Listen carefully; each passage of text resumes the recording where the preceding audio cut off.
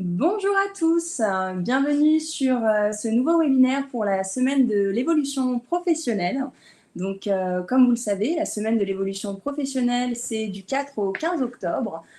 Nous participons, donc le cabinet Antea, avec des partenaires tels que l'APEC, le réseau EVA, le groupement Évolution, BGE Guyane, sur cette semaine de l'évolution professionnelle. Alors, l'objectif donc de cette semaine, c'est de vous présenter de ces 2 semaines, c'est de vous présenter donc des thématiques variées autour de l'évolution professionnelle, la carrière, la formation, l'emploi dans sa généralité, par des webinaires, donc 100% gratuits, 100% digital pour ces différentes thématiques. Voilà, alors je vais laisser Romain introduire un petit peu l'organisation de ce webinaire. Donc bonjour à tous. Donc petit rappel sur les petites règles et consignes de ce webinaire. Donc vous avez la possibilité de poser vos questions. Donc au niveau de l'onglet questions. Là je vois que sur le chat ça s'active au niveau des bonjours. Bonjour à tous. Bonjour à et tous. Bienvenue. Donc concernant l'onglet questions, on va y répondre en fin de webinaire.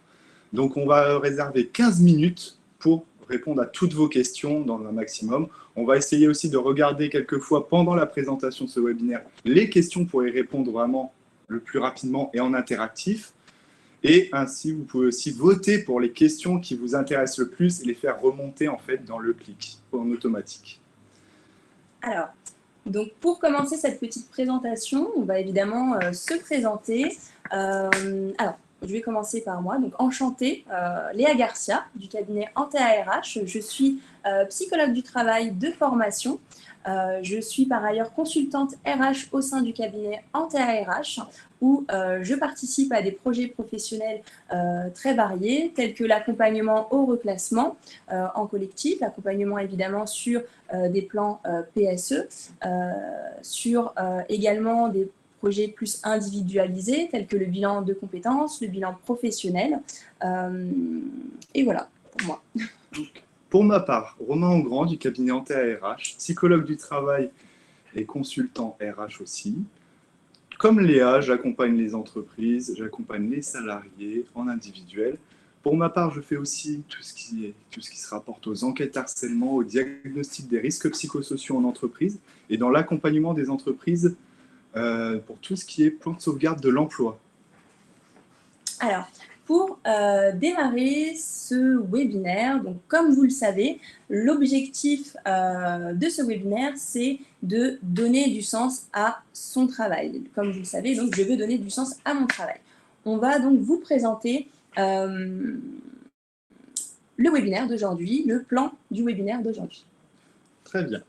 Donc voici le plan du webinaire. On a quelques objectifs en fin de webinaire qu'on va pouvoir voir par rapport aux questions. Donc, dans un premier temps, on va pouvoir appréhender le sens de mon travail, donc appréhender vraiment la définition du terme sens au travail. Ensuite, plus dans l'action, on va proposer 7 pistes concrètes pour donner du sens à votre travail. Ensuite, un petit questionnaire enquête de sens au travail qui va vous permettre vraiment d'essayer de faire un petit point, de vous recentrer sur l'essentiel. Et ensuite, pour la dernière partie, la présentation du conseil en évolution professionnelle. Alors, pour introduire cette thématique du jour, quelques chiffres à donner en sachant que le sens au travail, c'est une question qui est quand même assez pertinente, surtout aujourd'hui et depuis l'arrivée évidemment de la crise sanitaire de la Covid. Beaucoup de personnes ont remis en cause leur travail, le sens qu'ils donnaient du moins au travail. Et une étude a été menée par nouvellevie.fr qui nous a donné en fait un chiffre qui est quand même très important et très impactant, qui est que 60% des actifs considèrent que la crise sanitaire a affecté leur situation professionnelle. Sur le premier confinement, vous avez un tiers quand même des personnes interrogées, donc de la population française, qui auraient envisagé de donner plus de sens à leur travail, qui souhaitaient donner plus de sens à leur travail, tandis que 51% des cadres jugent très important d'exercer un métier qui a du sens. On voit bien que donc la question du sens au travail est une question très importante et très pertinente, encore plus aujourd'hui, puisque la situation de la Covid a fortement impacté la façon de voir les choses et la façon aussi de travailler. Voilà. Donc, ce sera la thématique que nous allons aborder aujourd'hui. Alors, le pourquoi du sens au travail. Il faut savoir que, pour revenir sur des termes un peu plus psychologiques, évidemment, le sens, c'est un besoin commun à tous. L'humain a besoin de trouver du sens, d'expliquer les choses. C'est humain, évidemment. Et donc, quand ce besoin de sens est insuffisamment comblé dans la vie professionnelle, on va avoir des sentiments de fatigue, de découragement, de démotivation, de tristesse. Et évidemment, on peut avoir des sentiments, le ressenti en tout cas qu'on est désengagé, on se désengage, on a un certain dégoût même parfois pour son travail. Donc, le sens au travail a vraiment toute son importance. Ça va permettre évidemment d'assurer son accomplissement propre en tant qu'individu dans une organisation, mais ça ne sera pas son seul intérêt. Le but, c'est que le travail soit aussi une activité par laquelle on se définisse nous-mêmes et qu'on s'insère dans le monde. Évidemment, c'est l'occasion aussi donc, de donner son potentiel, de créer de la valeur et en retour d'avoir ce sentiment d'accomplissement, surtout l'efficacité personnelle que l'on aura. Et c'est comme ça qu'on en retire le sens que l'on va donner à son travail, le sens que l'on donne même à sa vie. C'est donc la question qui est quand même très intéressante et qui va être étroitement liée à la condition humaine. Donc cette quête-là se manifeste particulièrement dans le travail. Aujourd'hui, c'est un désir qui est quand même très important, très pertinent, et il est essentiel pour son bien-être en tant qu'individu de trouver du sens à son travail et donc son identité personnelle, même sur des tâches qu'on peut parfois ressentir comme répétitives. Donc ça va vraiment être toute là l'importance de donner du sens à son travail pour que vous ressentiez ce bien-être, cet équilibre et que vous vous sentiez accompli personnellement. Très bien. Par rapport aux questions, est-ce que c'est OK pour le plein écran? Car j'ai l'impression qu'il y a des petits bugs à ce niveau-là. Oui. Pour rappel, vous devez cliquer sur l'onglet en bas pour passer en mode plein écran, vraiment pour voir que le diaporama et pas les petits, nous, tout simplement. Impeccable, très bien. Okay, super. Donc, on va passer au sens du travail. Donc, dans une étude, le sens au travail, donc une étude qui a été menée par Deloitte. Donc, le sens au travail est une notion difficile à cerner. En effet, la majorité des personnes interrogées, à base de 87%, reconnaissent accorder de l'importance au sens du travail. Donc, c'est un chiffre qui est énorme pour le coup et à prendre en considération. Mais il reste plus compliqué et plus complexe de proposer une définition unique pour cette notion, tout comme les risques psychosociaux. Les définitions sont multiples à travers les années, etc. Chacun remet un peu plus dans la définition. Mais par rapport à cette étude-là, on a pu voir que la définition ou les définitions se multiplient, se confondent à la diversité des engagements et des motivations de chacun. C'est notre perception individuelle du sens au travail. Par exemple, là, on peut voir que 29% des personnes interrogées considèrent que le sens du travail est lié à l'activité réelle du quotidien. Donc vraiment, là, on est dans l'individualisme de la personne. 26 personnes aux valeurs de l'organisation. On est vraiment dans l'organisationnel et dans l'entreprise. Et ensuite, 26 personnes qui parlent plus de coopération et du travail en équipe. Donc là, on est vraiment sur un tiers, un tiers, un tiers. Voilà, c'est surtout ça qui est l'essentiel au sens du travail, c'est votre perception à vous, c'est individuel. On peut avoir une perception individuelle par rapport à nos missions, on peut avoir une perception organisationnelle par rapport à notre entreprise et les valeurs qu'elle a, et par rapport aussi à la coopération. Du coup, là, on est plus dans l'aspect collectif de la sphère du travail. Donc, donc voilà, tout simplement. Ensuite, par rapport à l'environnement du travail, on a certaines pathologies qui peuvent se ressentir. Vous allez comprendre qu'on va parler de sens du travail à la fin avec le burn-out. Pour le coup, on va revenir très rapidement sur le burn-out, qui est l'épuisement professionnel par la charge de travail, une charge qui est conséquente pour le salarié.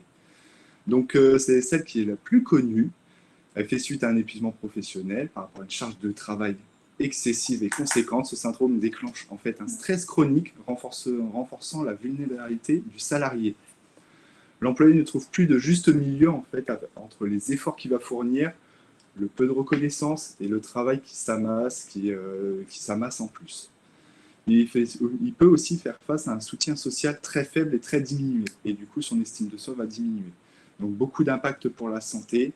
Donc, ça peut être des troubles individuels, de l'anxiété, dépression, de l'alimentation, etc. Vraiment, c'est beaucoup de symptomatologie. Ensuite, on a le burn-out. C'est l'épuisement professionnel par l'ennui, le manque de défis, le manque d'objectifs. On va donner moins de missions à la personne. Elle va se sentir un peu, entre guillemets, comme une mise au placard. Et ensuite, le terme qui va nous intéresser, qui reste assez récent pour le coup, le burn-out, qui se traduit vraiment purement par coupure d'électricité ou baisse de tension en fait.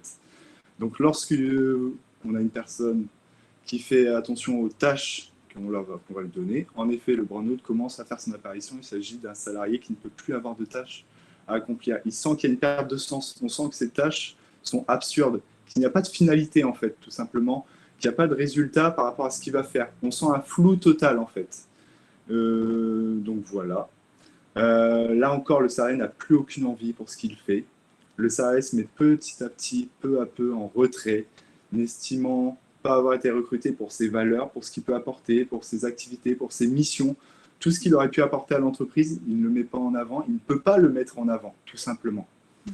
Donc, bien souvent, entre guillemets, le salarié va vouloir quitter son entreprise, démissionner, et ou partir, s'épanouir autre part, trouver une autre activité, trouver une autre entreprise qui a besoin vraiment de ses missions, de ses activités, etc.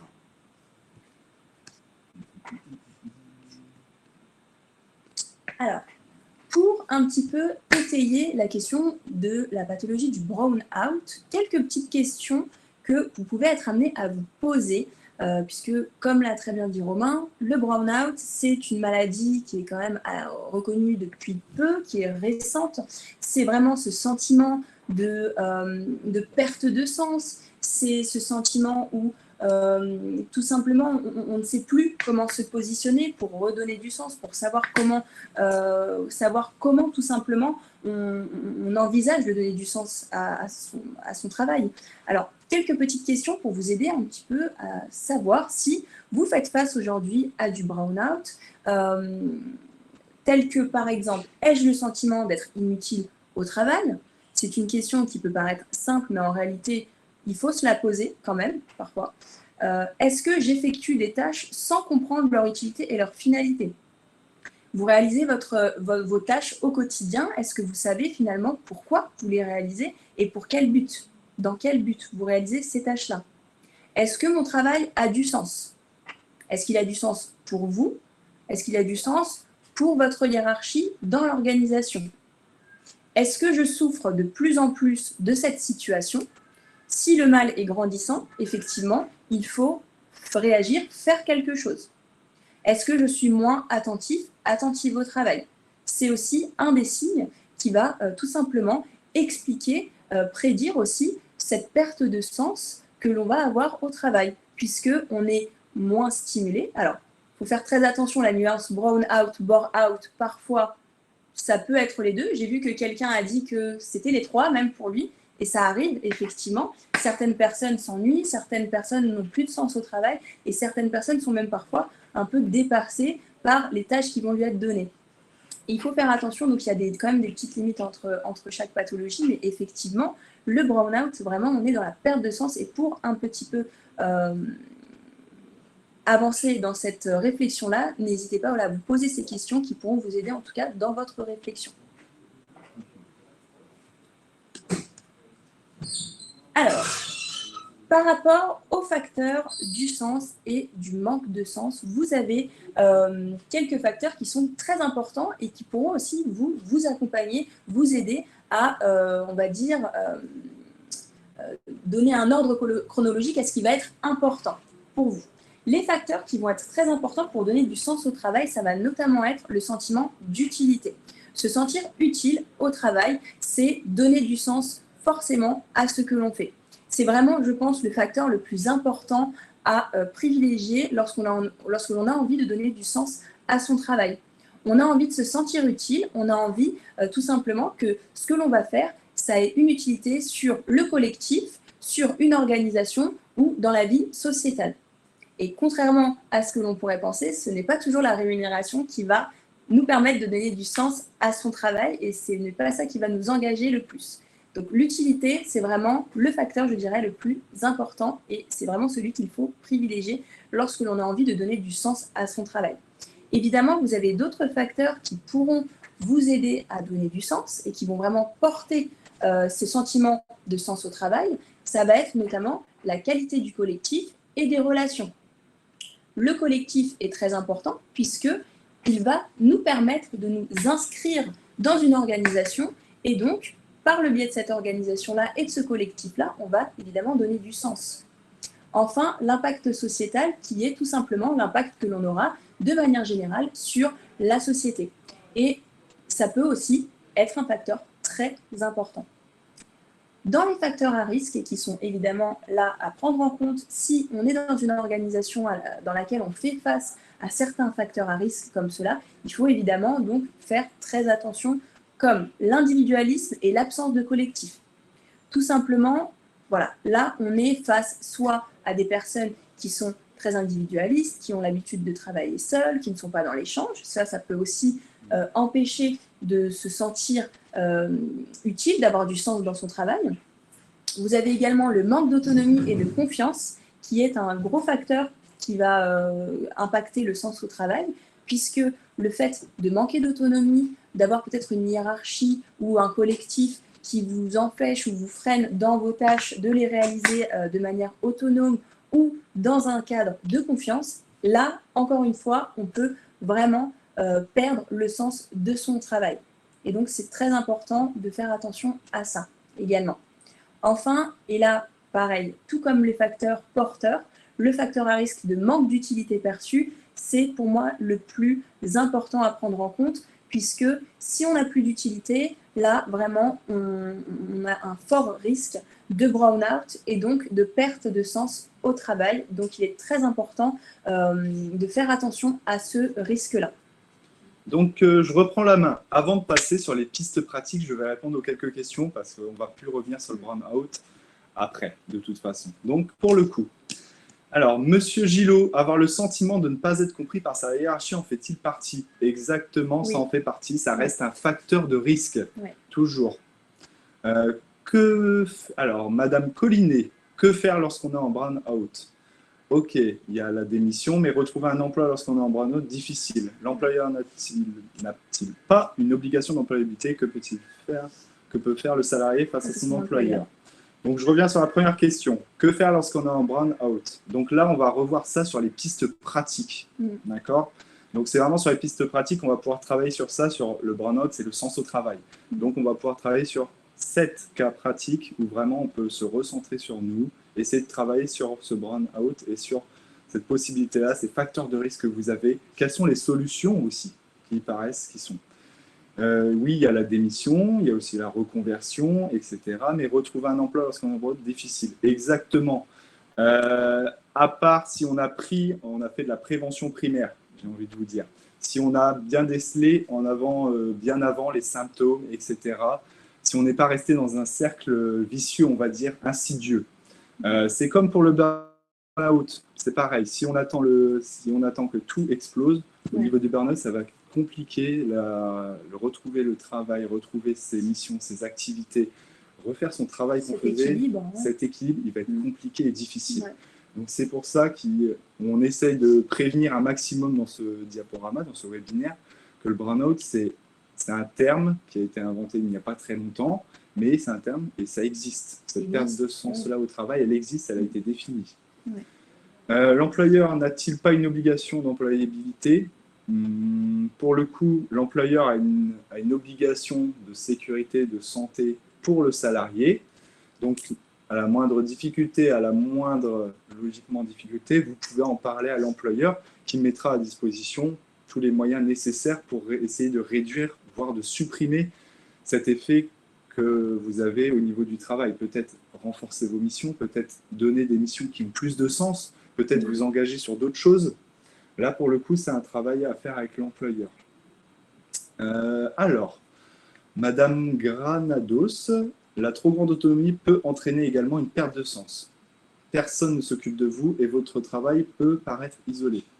Exactement. On Ouais. est totalement dans le facteur de risque aussi. La trop grande autonomie peut vous laisser seul, entre guillemets. Il n'y a peut-être pas de rendu au niveau des comptes, il n'y a peut-être pas de réunion pour voir les objectifs que vous avez atteints, etc., etc.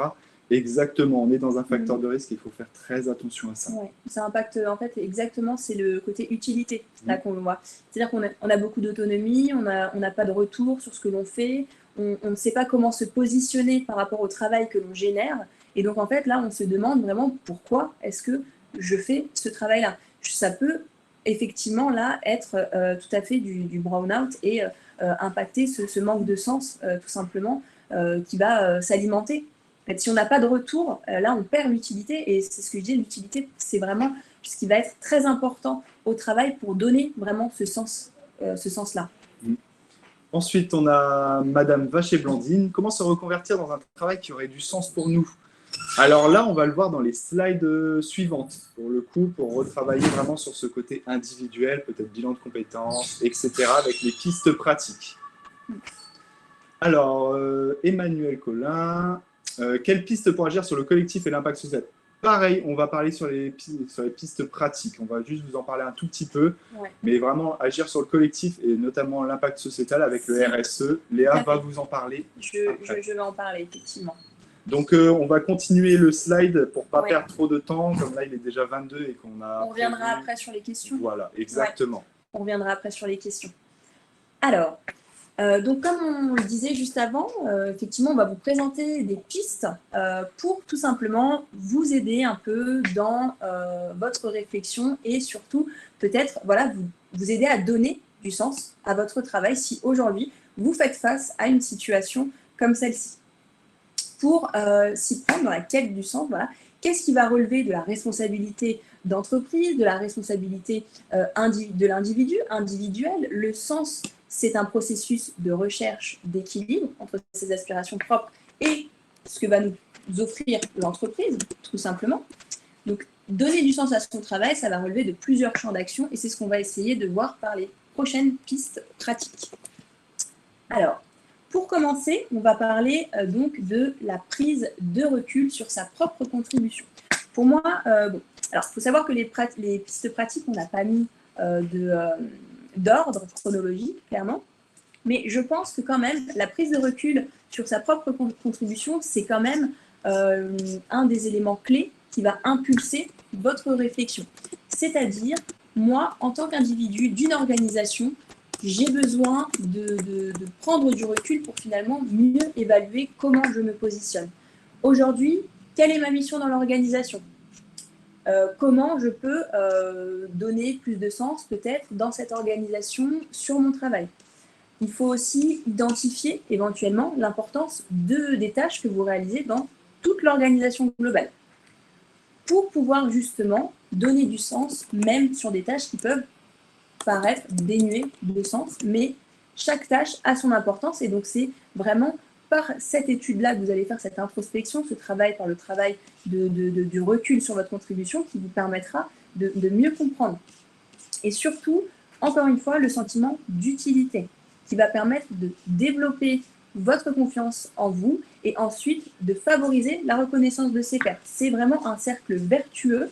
Là, on est vraiment sur un cercle qui est typiquement alimenté par le sentiment d'utilité, qui va vous développer de la confiance en vous, qui va permettre à vos pairs de reconnaître que vous avez du coup cette confiance en vous, donc cette utilité, et ce cercle vertueux va sans cesse s'alimenter et vous permettre de donner davantage du sens à votre travail. Une deuxième piste éventuellement que l'on peut donc évoquer, qui est celle de créer du lien au travail. Il y a beaucoup de personnes qui font des retours sur la perte de sens au travail parce que justement l'aspect social, l'aspect, voilà, les liens qu'on peut créer au travail sont fortement impactés. Donc il est très important de créer du lien dans son activité. C'est une source de motivation pour pouvoir aller à l'activité, aller au travail, et c'est ça qui va aussi donner du sens à son travail.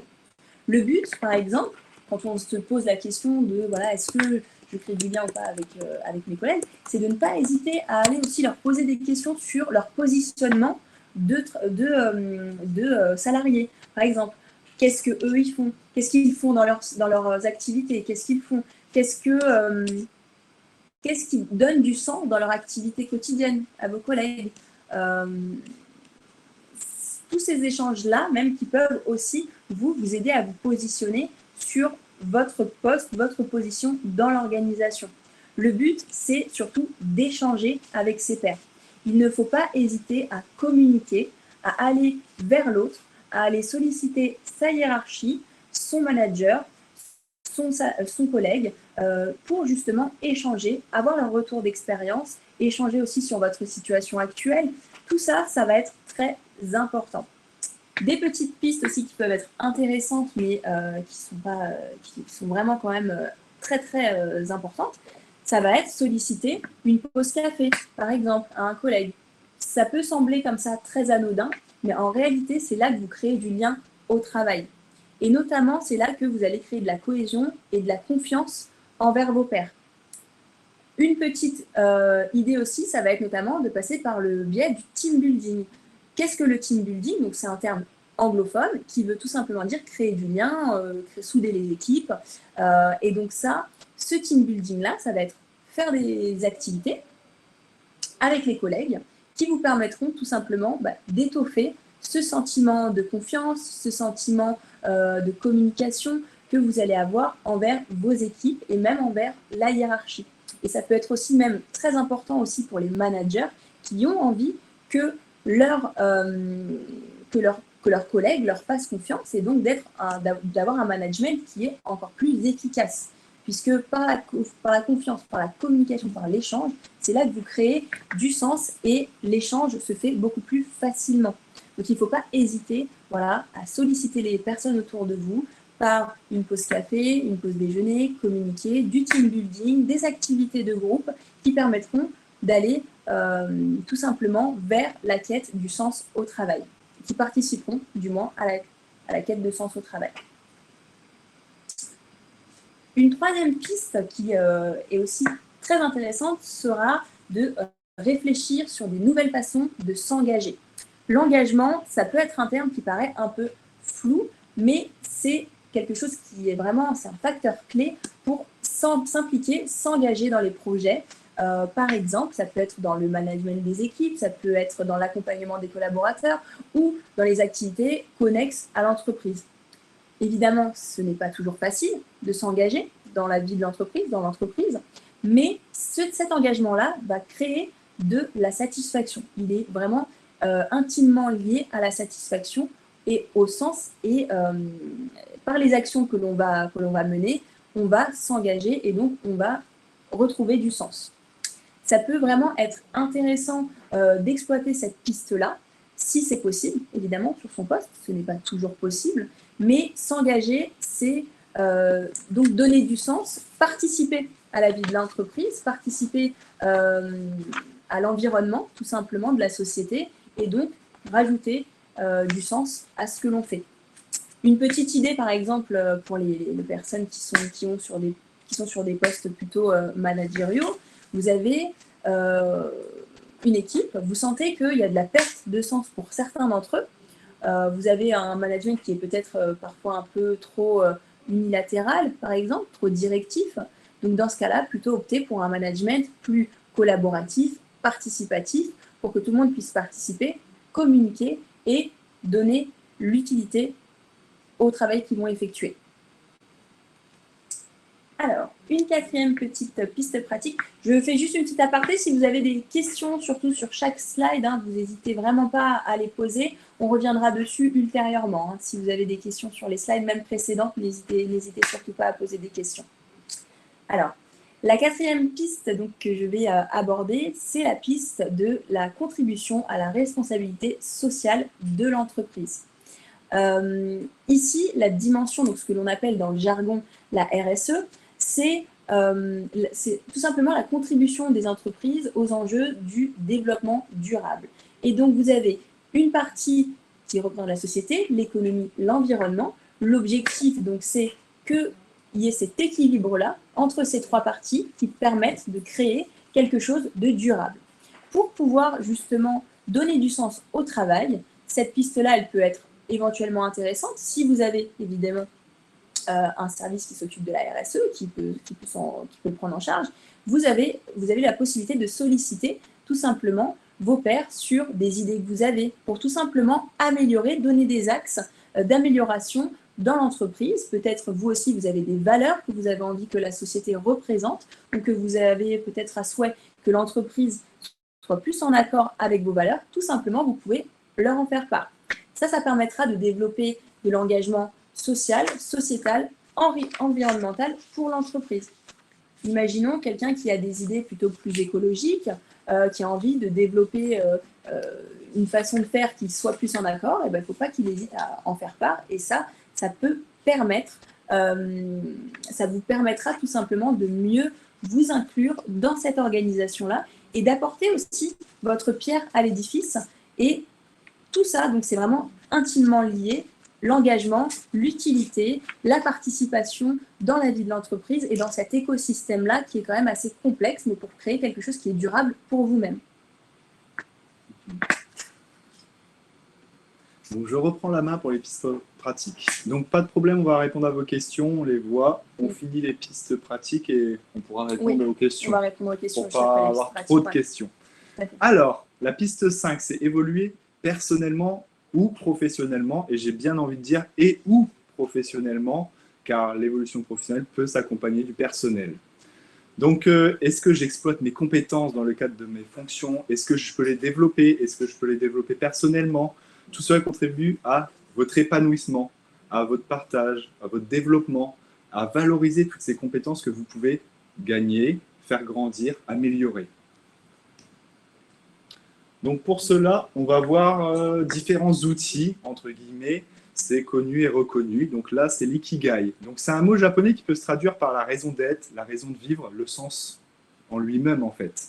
L'ikigai est à la fois ce qui nous pousse à vous lever le matin, ce qui vous dynamise et vous motive, mais également c'est une manière d'aborder les choses au quotidien et de l'instant présent, quelles que soient les activités qui vous motivent. Donc là, c'est vraiment un travail d'introspection. C'est un petit outil d'introspection pour vous travailler sur vous-même, professionnellement parlant ou personnellement parlant. Donc, c'est une manière d'exploiter votre potentiel et de s'épanouir dans la durée. Trouver son ikigai est compliqué, et c'est un instant T, en fait. Mais c'est gratifiant une fois qu'on a pu travailler dessus. Donc, vous voyez qu'il y a 4 versants. Ce que vous aimez, ce que vous êtes doué, ce que vous êtes payé et ce que vous avez besoin. Donc, ce que vous aimez faire, c'est demandez-vous ce qui vous apporte de la satisfaction jour après jour. Faites l'inventaire de ce que vous aimez faire et même de ce que vous avez envie de envier, chez les autres pour accorder plus de place à ce qui vous intéresse au quotidien. Vraiment vous focaliser sur ce que vous aimez faire tout simplement. Ça peut être apprendre, ça peut être lire, ça peut être la nature, les plantes, tout cet ensemble. Ce pourquoi vous êtes doué, vos talents personnels, vos compétences professionnelles ou vos qualités humaines, faites le bilan de vos points forts, de vos côtés positifs, de ce qu'on vous a dit sur vous, de ce que ont dit vos collègues, votre famille, vos amis, etc. Et les mettre à profit, tout ce que vous mettez à profit, que ce soit dans votre travail ou dans votre vie personnelle. Donc ce que vous êtes doué, ça peut être votre curiosité, ça peut être tester les nouvelles choses, vos challenges, etc. etc.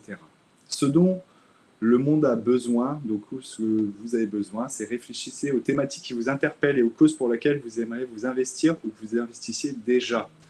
Donc c'est se sentir aligné avec soi, et avec la société qui vous entoure. Donc, par exemple, ça peut être tout l'aspect écologie, tout l'aspect empathique que vous avez avec les gens. Et ce, pourquoi vous êtes payé? Là, tout simplement, c'est ce que vous faites à l'heure actuelle en travail. Ça peut être aussi payé, c'est entre guillemets, parce que vous pouvez être étudiant aussi, etc. Mais c'est de ce que vous faites, en fait. Et là, quand on rentre dans ces 4 versants-là, et quand on trouve le principe même de la passion, de votre vocation, de la profession et des missions, on rentre dans quelque chose qui a du sens pour vous. C'est ça qu'il faut chercher. Vous avez des choses que vous appréciez, vous avez des choses que vous êtes doué, vous avez des choses à donner au monde et vous avez fait votre travail. Et ça, il faut essayer de trouver cette équipe. C'est difficile, c'est compliqué. C'est pour ça qu'il y a des reconversions, c'est pour ça qu'il y a des démissions, c'est pour ça qu'il y a des évolutions de poste. C'est dans ce principe-là. C'est pour essayer de vous engager dans quelque chose. Donc voilà pour l'ikigai. Vous pourrez retrouver sur Internet beaucoup d'ikigai à remplir vous-même, etc. Ensuite, quelques pistes pour toujours évoluer personnellement et professionnellement. Donc, je les ai séparés en deux cases. Donc, le côté professionnel. Donc, cherchez ce qui vous motive. Donc, ça peut être dans un travail, ça peut être dans un métier, ça peut être dans une activité, ça peut être dans une mission. Envisagez un changement de poste ou une reconversion si vraiment vous sentez que vous n'êtes pas fait pour ça, que les missions ont changé ou qu'il y a un certain surmenage. Essayez d'être dans la prévention. Vous écoutez, en fait, tout simplement, professionnellement parlant. Essayez de demander un maximum de formation si vous êtes dans le besoin ou pour évoluer, tout simplement. Et parler, tout simplement. Il faut en parler. C'est le principe même des choses. La communication est très importante. Que ce soit dans les entretiens annuels ou que ce soit en informel avec votre supérieur, etc., de votre besoin de formation et d'évolution pour peut-être trouver un sens, en fait.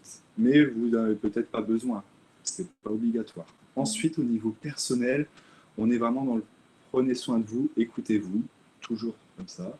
Déterminez vos forces et vos faiblesses. Cherchez ce qui donne un sens à votre vie. Ça peut être vos passions, ça peut être vos activités, ça peut être vos amis, ça peut être vos collègues, ça peut être vos voyages, ça peut être vraiment tout. C'est vous, c'est individuel en fait. Tout ce qui donne un sens à votre vie personnelle. Clarifier ses valeurs personnelles, être en lien, en adéquation avec vos valeurs personnelles, tout simplement. Donc la pratique 6, donc un terme encore anglophone, le slow working, c'est une... Tu peux l'activer complet? Ouais, merci. C'est une réflexion en fait de fond et une remise en question qui nous invite à remettre le travail à sa juste place. C'est une remise en question en fait du travail, de ce que vous faites au travail. Ça ne signifie pas, excusez-moi, travailler plus lentement ou moins efficacement. Au contraire, c'est un mouvement, c'est une culture encore peu connue dans le monde professionnel qui propose de changer votre rapport au travail pour la rendre plus performante et plus agréable. Donc j'ai mis quelques petits mots-clés, entre guillemets, quelques termes clés de ce slow working. Il y en a plusieurs autres, c'est non exhaustif. Donc il y a travailler avec intelligence plutôt qu'avec excès, économiser un maximum vos efforts, réfléchissez pour mieux agir, travailler en pleine conscience et avec des intentions claires, trouver le juste équilibre entre travail et repos, donc équilibre entre vie privée et vie professionnelle. Donc pour cela, je vous ai mis juste dans le slide d'après différentes cas pratiques pour vous aider à prioriser, à avoir une meilleure gestion des tâches, pour peut-être trouver un meilleur sens et pouvoir vous équilibrer un maximum. Donc, il y a de nombreuses méthodes qui sont utilisées par les managers et par les salariés. Cette méthode-là, c'est la matrice d'Eisenhower. Outre le fait que c'est le 34e président des USA, il était très productif dans ce qu'il faisait, en fait. Donc, son secret, c'était vraiment cette matrice-là. Chaque tâche que vous allez avoir à faire, vous allez les prioriser. Et en les priorisant, vous allez donner un sens à ces tâches-là.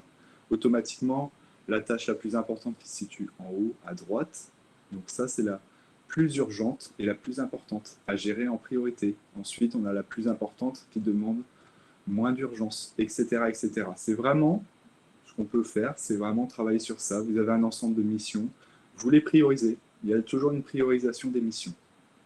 Voilà pour ce petit outil-là.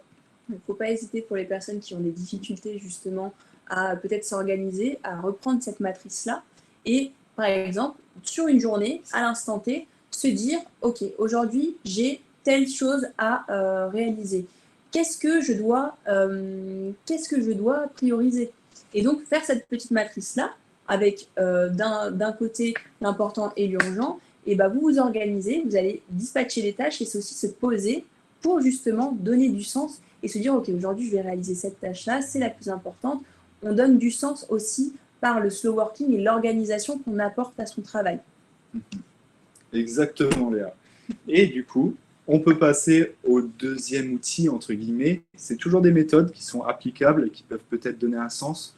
C'est pour vous donner un maximum d'outils et d'outillage qu'on vous fait ce webinaire et essayer de, pas que vous donner des informations, mais de vous donner un maximum d'outils aussi pour vous poser les bonnes questions, pour travailler mieux aussi peut-être et avoir un meilleur sens aussi.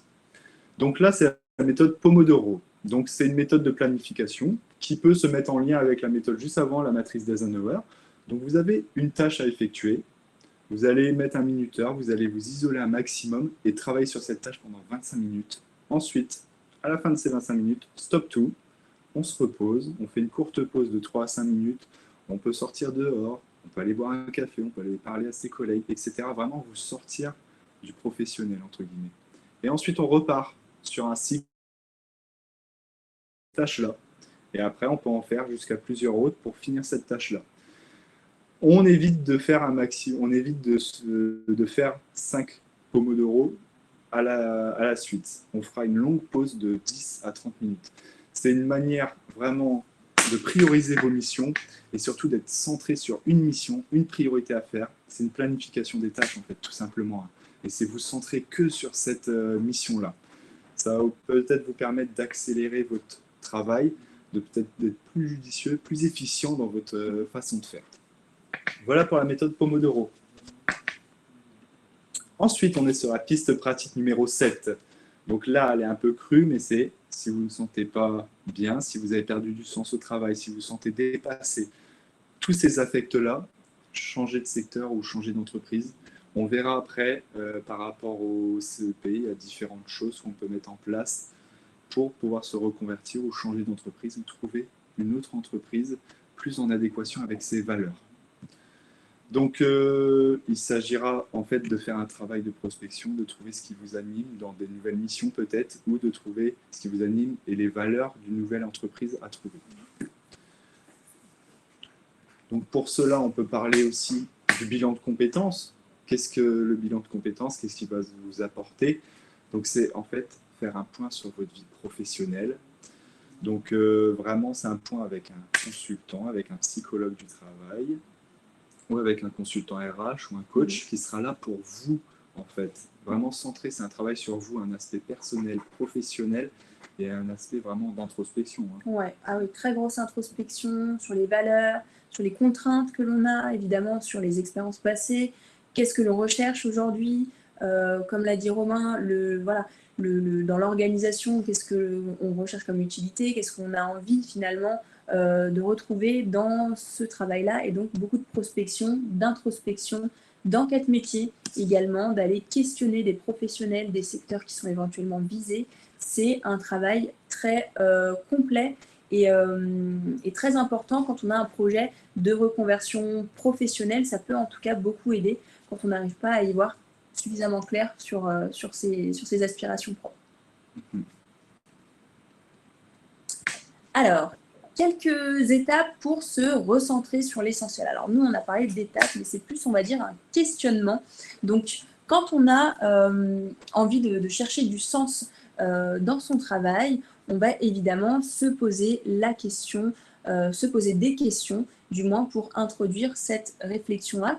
Et les questions que l'on va vous présenter font partie de cette réflexion dans laquelle vous pouvez vous inscrire et déjà voilà, commencer à y réfléchir. Donc, sur les 10 questions, vous pouvez vous poser la question « Quand avez-vous été le plus satisfait dans votre vie professionnelle ?» Est-ce que c'est aujourd'hui dans votre situation professionnelle actuelle, mais il y a des aspects autres qui font que vous avez perdu du sens au travail? Que considérez-vous comme votre plus grande réussite au niveau professionnel? Est-ce que c'est une mission qui vous a été donnée, le montage d'un dossier que vous avez réalisé? Voilà, ça peut être un projet que vous avez monté. Est-ce que c'était sur votre poste actuel, sur le poste précédent? Se poser la question vraiment, se poser vraiment la question de votre plus grande réussite, ça vous aidera tout simplement à mieux comprendre finalement ce qui a été aussi une source de satisfaction, comme pour la question 1. On peut penser à une situation concrète dans laquelle on a senti cette réussite le plus intensément.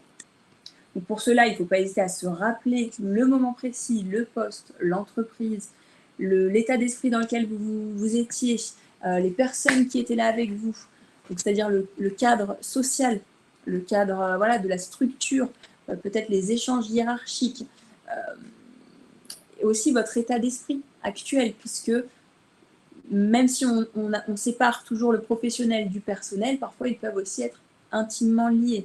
Pareil. Voilà. Donc ça, ce sont des questions à se poser. Donc on va voir aussi les prochaines qui sont par exemple, Quel était l'endroit où cela a-t-il eu lieu, par exemple? Est-ce que c'était une organisation, une association? Pareil, quelle ambiance, quelle culture? Quels étaient les collègues? Est-ce que c'était avec des patrons, des responsables ou pas? Qu'est-ce que vous avez le plus apprécié dans tout ça? Quelle était votre contribution, donc en termes d'engagement, à quel point vous étiez engagé, tout simplement, au niveau des compétences? Est-ce que voilà, est-ce qu'on faisait appel à que du savoir, du savoir-faire ou du savoir-être également, par exemple? Les capacités, les qualités que vous avez mobilisées. Pour vous aider, vous pouvez tout simplement noter sur une échelle de 0 à 10, tout simplement comment vous placiez cette situation-là. Alors, par exemple, telle situation, je la positionnerais plutôt à 2 si c'était voilà, assez mauvais, en sachant que 0 c'est très mauvais et 10 c'est une situation idéale. Ça vous permet tout simplement de déjà commencer à évaluer votre positionnement et à mieux comprendre finalement ce qui est source de sens et d'utilité dans votre travail. Pareil, sur une échelle de 0 à 10, où placeriez-vous votre situation professionnelle actuelle? On peut aussi se poser la question de qu'est-ce que l'on pourrait faire pour monter d'un cran sur cette échelle-là, pour améliorer la notation que l'on s'est attribuée, quelles sont les compétences, les qualités, et évidemment celles qu'on pourrait donc mobiliser à l'instant T pour pouvoir mieux se sentir et comment. Par quoi est-ce qu'on va éventuellement commencer pour peut-être vous, dans votre réflexion hiérarchisée, ce qui va être le plus important à mettre en place rapidement pour donner du sens. Et ça, c'est pour les questions, on va dire, qui sont quand même assez intéressantes et qui pourront donc tout simplement vous aider dans la réflexion de se recentrer sur le sens au travail. Par le biais donc des petites pistes qu'on vous a données et par le biais du questionnement, vous devriez normalement y voir déjà un peu plus clair. C'est quelque chose qui n'est pas évident, mais il faut évidemment faire ce travail-là d'introspection pour votre bien-être et tout simplement votre évolution professionnelle, votre ressenti personnel. Ça va être vraiment très important de faire ce travail-là de réflexion. Donc voilà pour la partie présentation.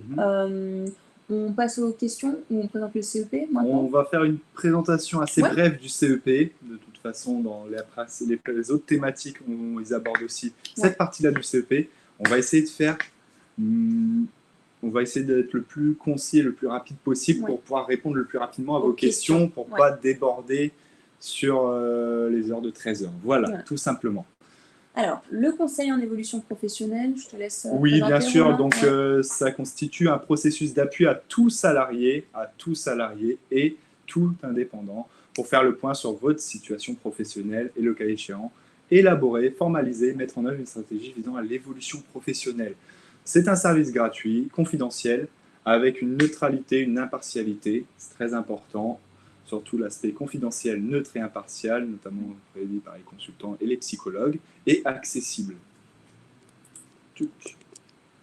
Donc c'est pour qui? Les salariés du privé, donc vous serez, quel que soit leur statut ou leur temps de travail, ils seront pris en charge par les groupes ou les organismes selon la région que vous voyez en bas. Les travailleurs indépendants par la PEC, les non accompagnés par un autre opérateur par le Pôle emploi, les demandeurs d'emploi. Et après, ça dépend de certains critères, les moins de 26 ans et les personnes en situation de handicap. Donc vous voyez, chaque réseau prend en charge différents types de salariés, de personnes. Voilà. Ensuite, quel est son objectif? Le CEP, qui est le conseil en évolution professionnelle, accompagne dans l'élaboration, la formalisation et la mise en œuvre d'une stratégie qui peut, selon la situation, viser à une évolution professionnelle, à un développement des compétences, une reconversion ou une transition professionnelle, la reprise ou la création d'une entreprise, une certification professionnelle, une mobilité en interne au niveau de l'entreprise ou en externe. Donc c'est un service en 3 niveaux. Donc un premier niveau qui dit 0, l'aiguillage. Donc la personne vient dans le cabinet ou appelle directement sur le site Mon CEP. Donc là, il y aura une présentation du dispositif et la vérification de l'éligibilité pour l'accès à ce service. Ensuite, niveau 1, état des lieux. Point de situation et clarification des besoins. J'ai ce besoin en formation car je souhaite cette reconversion-là. Voilà. Ensuite, niveau 2.1, projet professionnel. On va appuyer sur la formalisation du projet et du plan d'action.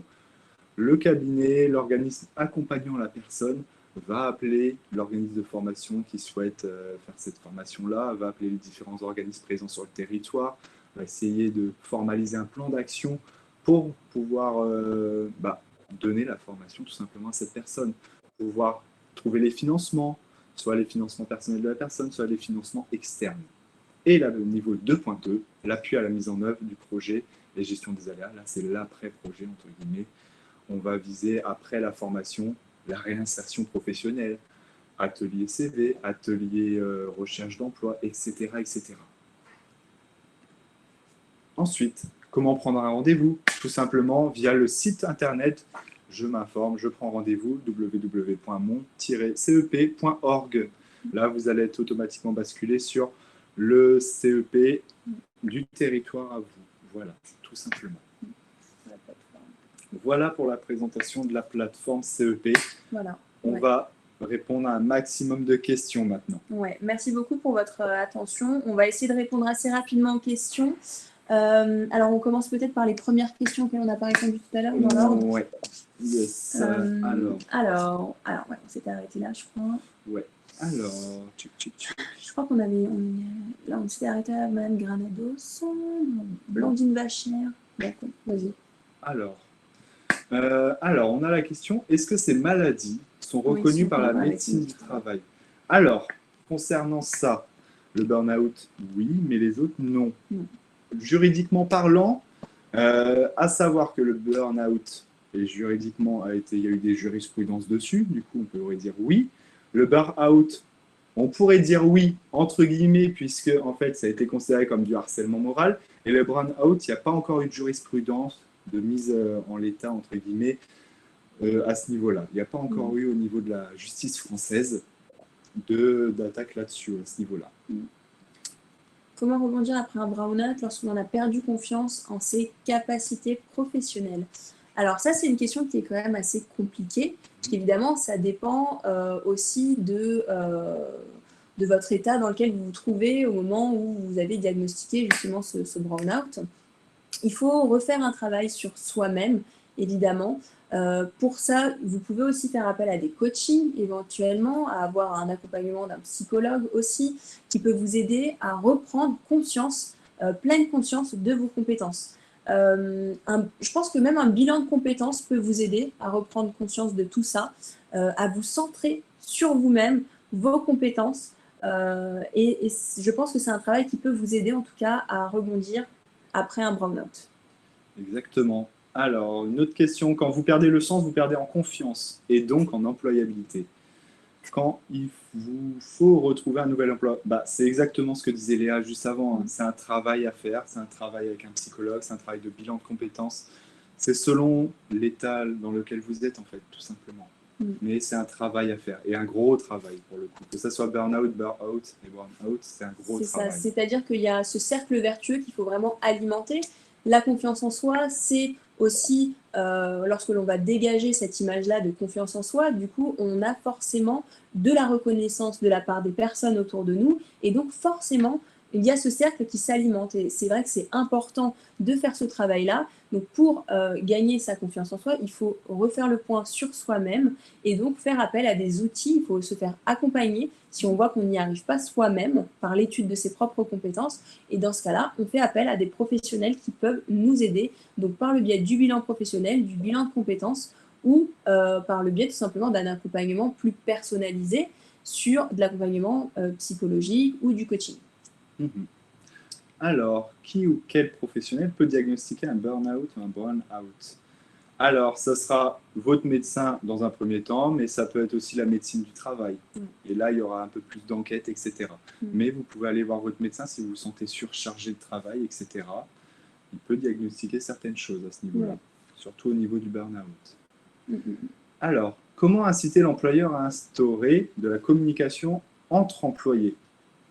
Moi, je dirais qu'il ne faut pas hésiter à faire appel aux membres du CSE qui sont là pour vous représenter et donc instaurer du dialogue et ne pas justement rester de votre côté si vous faites face à des difficultés ou si vous ressentez cette perte de sens au travail. Peut-être que vous n'êtes pas la seule personne qui fait face aussi à cette perte de sens-là. Vous êtes très sûrement avec vos collègues dans un sentiment qui peut aussi... Cette information-là, c'est aussi casser le silence et donc aller vers de la communication plus libre et tout simplement impulser, on va dire, la communication. Exactement. Comment communiquer quand il n'y a pas de lien de confiance? Alors, ça peut être à double versant. Est-ce que le lien de confiance a été rompu ou est-ce qu'il n'y a pas de confiance tout simplement?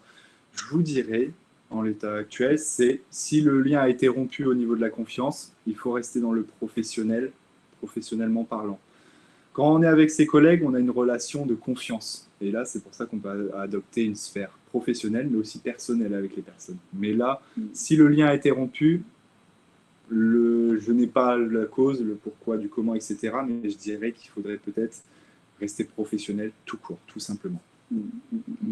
Ouais, je pense aussi. Alors après, on a les questions donc de Estelle Gouin qui dit comment faire quand notre propre manager hiérarchie est à l'origine de ce manque de communication envers des collaborateurs et créer un environnement de travail anxiogène. Alors ça, je pense que c'est une question qui est quand même assez complexe, puisque évidemment l'origine, on va dire, de ce manque de communication se fait par votre hiérarchie directe. Dans ce cas-là, moi, je dirais qu'il faut faire encore appel aux membres du CSE, faire remonter, je dirais, alors, je dirais même ce mal-être. exactement, et peut-être faire peut-être une enquête des risques psychosociaux, Oui. qui sont tous les risques professionnels liés comme cette chose-là à la communication entre collaborateurs, à un environnement de travail qui sera anxiogène. Je vous dirais de faire remonter la demande d'une enquête des risques psychosociaux sur différents services, etc. C'est une obligation légale, donc le principe, ça reste du document unique, du coup, de l'analyse des risques professionnels.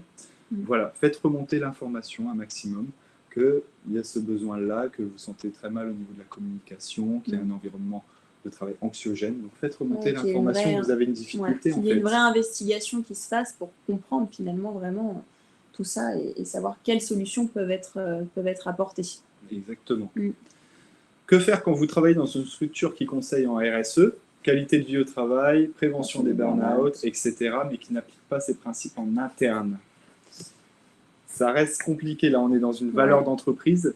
Quelles sont les démarches que vous avez déjà pu engager pour essayer de modifier ça, peut-être aussi? Est-ce que vous pouvez vous mettre avec un collectif de travail? Peut-être ça, c'est une culture d'entreprise, c'est peut-être des choses qui sont à bouger. J'essaye de faire le maximum parce que les questions, il y en a beaucoup encore. Du coup, on essaye de faire plus rapidement. Je suis désolé. Ok, donc ça c'est ok. Ça, très bien. Alors, je reprends là. Alors, votre présentation est très riche, très intéressante. Merci à vous deux. Pouvez-nous conseiller des livres ou des tutos autres pour aller plus loin ou garder en mémoire les essentiels? Alors, oui, il y en a, il y en a. Par exemple, pour l'ikigai, il y a le livre de l'ikigai. Pour le sens au travail, il y a Donner du sens au travail aux éditions Duno, qui est très intéressant aussi. Il y a beaucoup de livres aussi au niveau de la productivité. On avait dit sur la loi Pareto. Sur la loi Pareto aussi, la loi etc. Pareto, par exemple. Oui, il y a beaucoup de choses. Beaucoup de choses, ouais. C'est vrai qu'il y en a beaucoup à trouver, qu'on peut trouver. J'ai pas tous les titres en tête, mais ça se trouve quand même assez facilement. Là, par rapport à ce qu'on a vu, Ikigai, il est intéressant comme livre pour vraiment se recentrer sur nous dans l'aspect personnel et professionnel. Est-il possible de récupérer les diaporamas? Oui, à la fin de la présentation. Oui, vaut-il mieux éviter de démarrer un bilan de compétences avant d'avoir consulté un CEP? Moi, je dirais que oui, vaut mieux éviter. C'est-à-dire que peut-être que le CEP serait plus à même à vous conseiller des démarches à suivre qui seront plus en accord finalement avec votre situation à l'instant T. Tout le monde n'a pas le besoin de faire un bilan de compétences. Le bilan de compétences, ça engage beaucoup, c'est beaucoup de travail d'introspection, beaucoup de travail aussi concret à mettre en place. Donc, c'est pas évident. Après, le bilan de compétences peut aussi être demandé. Vous pouvez tout simplement faire le premier rendez-vous qui vous explique et sur lequel voilà, on vous réexplique les bases du bilan de compétences et on échange aussi sur votre souhait de bilan de compétences pour évaluer si c'est vraiment ce qu'il vous faut ou pas. Voilà. Donc, faire appel à un CEP, Donc, Ouais. alors, pour faire appel à un CEP, on rappelle normalement, il y a cette neutralité, cette confidentialité. Le CEP, vous êtes automatiquement, si vous êtes d'une certaine région, vous serez sur le CEP de cette région-là, automatiquement. Donc, ça sera un organisme qui sera sur cette région-là. Ça peut être Antea, ça peut être BGE, etc. Donc, ça dépendra de où vous êtes situé. J'ai une très bonne qualité de vie au travail, une bonne ambiance d'équipe, un chef à l'écoute, mais je ne trouve pas de sens à mon travail au quotidien. Je ne me sens pas utile. C'est risqué de s'engager dans une reconversion. J'ai beaucoup à perdre. Quel conseil me donneriez-vous? Alors, là, on est dans l'environnement de travail. Vous trouvez que tout se passe bien. On est d'accord? Très bien. Mais c'est votre sens au travail, vos missions, peut-être qui ne sont pas utiles. Est-ce que vous avez déjà essayé de voir pour changer de mission, pour avoir plus de missions qui sont engageantes pour vous, qui sont dans vos principes, dans vos valeurs? Peut-être ça aussi avant de chercher une reconversion. Peut-être essayer de voir ce que vous pouvez faire à votre travail pour, si ça se passe bien, si l'environnement de travail est bien, peut-être essayer de changer les missions, essayer d'ajouter des missions peut-être qui pourraient vous engager plus. La reconversion, on arrive vraiment, je pense, en fin de... Oui. C'est vraiment quand on a fait toutes les pistes au préalable qu'on a vues qui sont l'environnement, l'aspect social, tout ça en fait, la reconversion, c'est vraiment la dernière étape de la réflexion quand on arrive vraiment à plus donner le sens et que toutes les étapes qu'on a étudiées, on n'a pas de réponse. Là, je dirais que c'est vraiment la dernière étape. Si vous n'avez pas de sens dans votre travail et que tout l'environnement va bien, la hiérarchie, ça se passe bien, la communication se fait au sein de l'entreprise, que tout est optimal pour vous, dans ce cas-là, moi, ce que je pourrais vous conseiller éventuellement, c'est de contacter votre service RH et de parler peut-être de mobilité en interne ou peut-être de faire évoluer le poste. Donc, encore une fois, n'hésitez pas à vous investir, à vous engager dans la vie de l'entreprise, à donner des idées ou à peut-être même faire évoluer votre fiche de poste vers des missions qui vous paraissent peut-être aussi avec plus de sens. N'hésitez vraiment pas là, moi dans votre cas, c'est ce que je vous conseillerais, je dirais. Sollicitez vraiment le service RH, le service mobilité de votre entreprise pour échanger sur des axes que vous auriez envie éventuellement d'apporter à votre poste. Je réponds à celle-ci. Je suis désormais demandeur d'emploi car j'ai opté pour la démission avant d'aller au burn-out. Concrètement, je voudrais faire un CEP. Quelle est la première étape pour me lancer, tout simplement? Oui, aller sur le site, tout simplement, et, ou soit appeler directement aussi le cabinet référent pour votre territoire, voir et vérifier aussi votre éligibilité. Oui, alors concernant, donc je n'ai plus qu'une heure de bilan de compétences, mais impossible de me projeter après avoir fait un mi-temps thérapeutique. Je suis au final en arrêt, suivi par un psychologue, mais toujours bloqué. Que faire d'autre? Alors, dans votre cas, le bilan de compétences, ça peut arriver qu'effectivement, on soit encore perdu. Normalement, vous êtes censé avoir plusieurs pistes d'action que vous avez montées par la réflexion et aussi par le travail du coup de collaboration avec la personne qui vous accompagne. L'objectif ici est est tout simplement, je pense, de revenir sur le démarrage de votre bilan de compétences, éventuellement, reprendre peut-être les écrits que vous avez faits, demander à votre conseiller peut-être plus à votre consultant, à votre accompagnateur peut-être plus de temps pour finaliser ce bilan-là, même s'il ne vous reste qu'une heure, revenir dessus.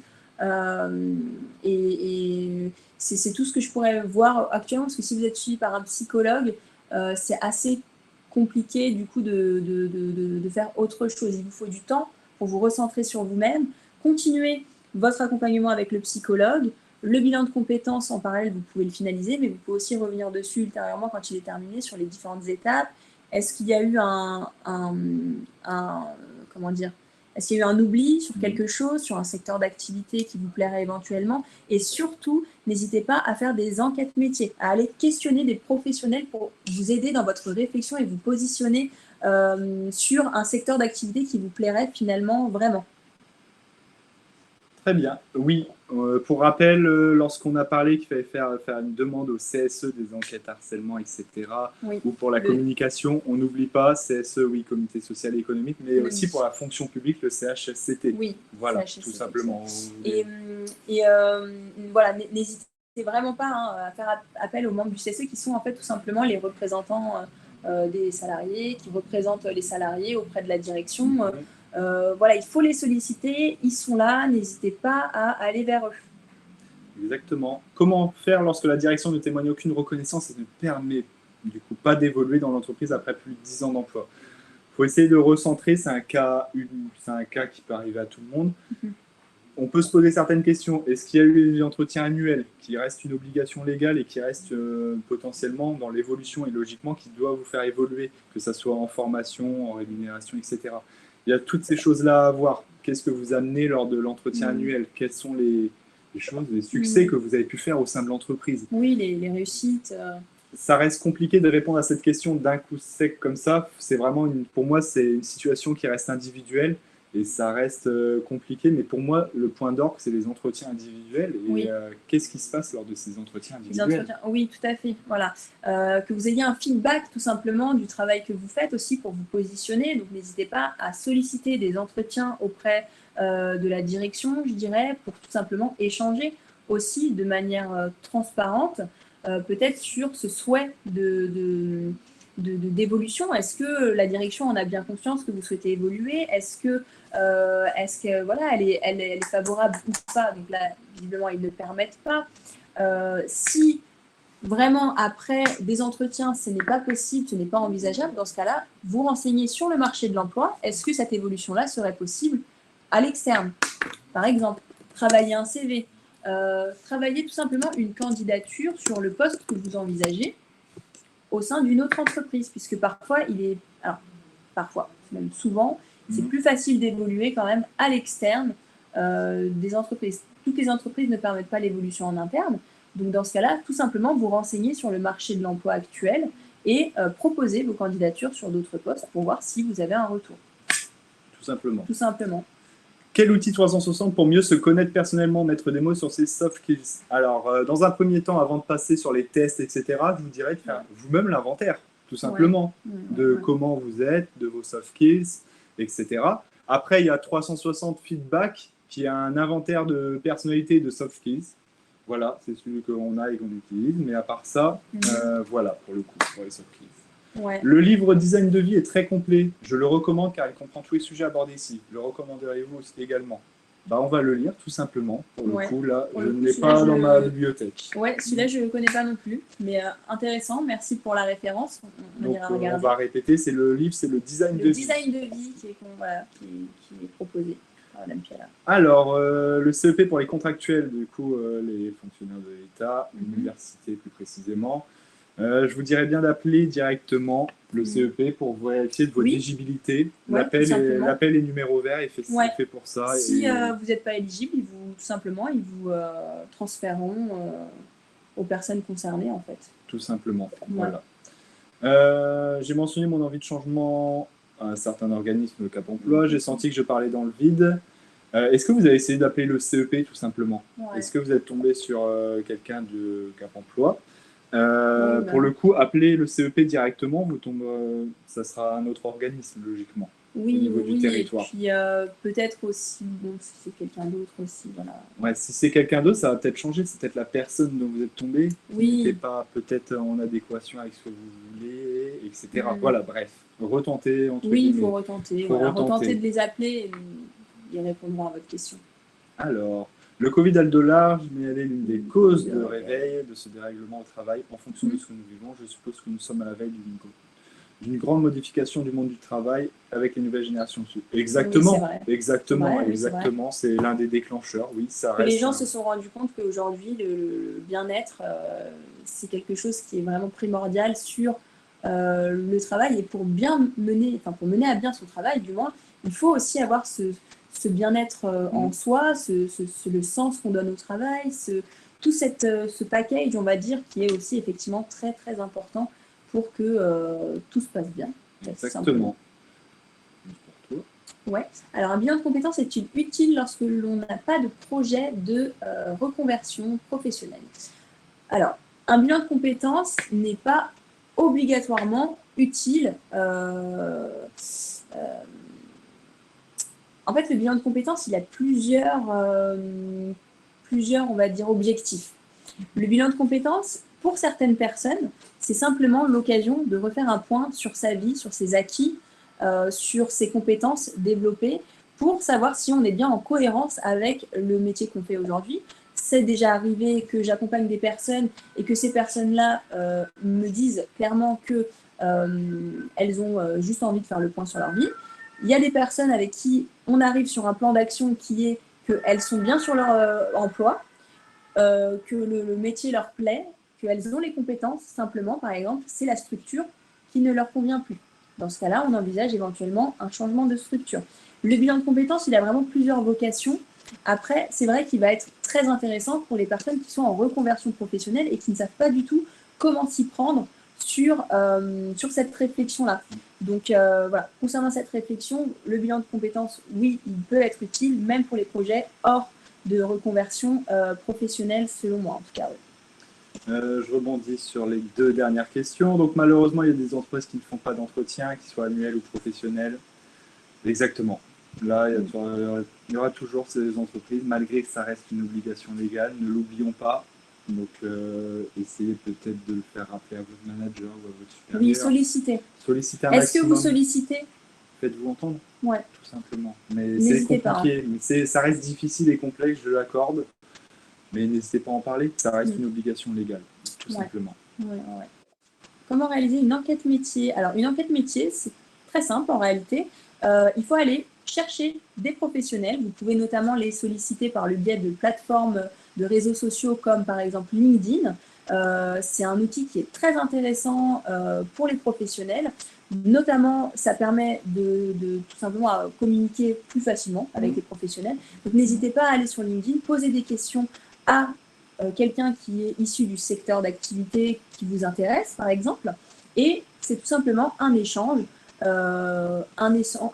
sur quelles sont les missions que réalise ce professionnel, quelles sont les compétences, quels sont les savoir-être, les soft skills qu'il doit solliciter, quels sont éventuellement les diplômes qu'il a, par exemple, aussi. Ça peut être très, très important quand même dans le cadre d'une reconversion, en tout cas professionnelle, je pense à ça. Mais voilà, tous ces éléments-là sont des éléments que vous allez pouvoir poser aux professionnels. Donc, n'hésitez pas à poser ces questions-là et vous pouvez les solliciter par LinkedIn ou dans le cadre de je ne sais pas, si par exemple on a envie de faire un CAP coiffure, n'hésitez pas à aller sonner à la porte d'un salon de coiffure et puis vous leur posez des questions. En général, les professionnels sont assez quand même compréhensifs et vraiment, voilà, vous êtes vecteur de ce changement-là, n'hésitez pas à aller les chercher. Exactement. Et je pense qu'on a fait le tour des questions, hein, Romain. On a fait le tour des questions, on a réussi. Bon, ouais, désolé, on a dépassé. On a dépassé un petit peu. Désolé pour ceux qui du coup, ont dû partir. Ou qui, voilà. Donc, en tout cas, merci beaucoup pour votre attention, pour vos questions, pour votre participation. Et voilà, on partagera donc le document, évidemment. Et on vous souhaite à tous une excellente journée. Et merci encore. Et on espère que vous donnerez du sens à votre travail. C'est le mot de la fin. Merci à tous. Merci beaucoup. Au revoir.